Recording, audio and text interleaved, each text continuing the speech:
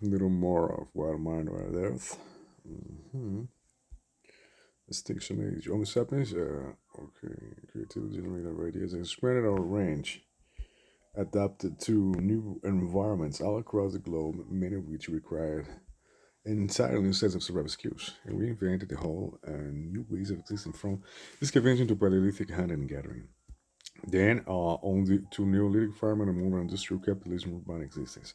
The evolutionary adaptation that allowed us to do all this so successfully was intelligence. We were very smart, and that intelligence gave us the ability to adapt and exploit our environment effectively. Intelligence is itself a clever adaptation that allowed the species to survive and thrive. It evolved in early humans to more and more accurately understanding the physical world, a specific process that are our origins. Essential for survival as conventional hunter-gatherers, as your perception, the more accurate thought was, the more successful we were as individuals and as a species.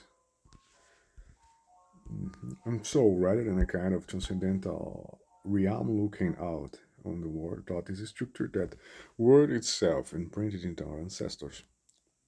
Mhm. The crucial thought is itself that imprints the word quite literally inside us as us.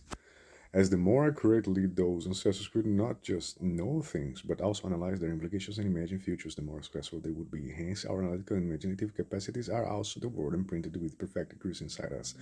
Memory, that vessel where the identity center seems most to reside. Memory is no different. Human intelligence is unborn, not transcendental. It is the mysterious and wild world operating inside us.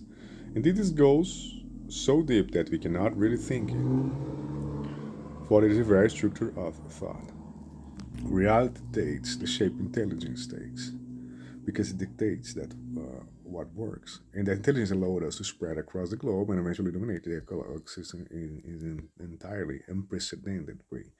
Allows us to make more and more efficient tools, beginning with stun tools and continuing through to highway systems and computers. But of those tools, the most effective were no doubt the ideas and conceptual paradigms that governs our lives.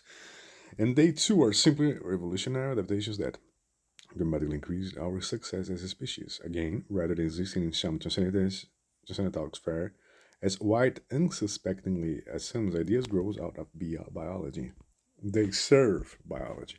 That is, they are one more tool used by individuals, groups, and species as whole to impose their will on the world and increase their evolutionary process. The most powerful of those tools are the great cultural paradigms that govern our lives. And as White points out, the most potent of these was the Christian paradigm.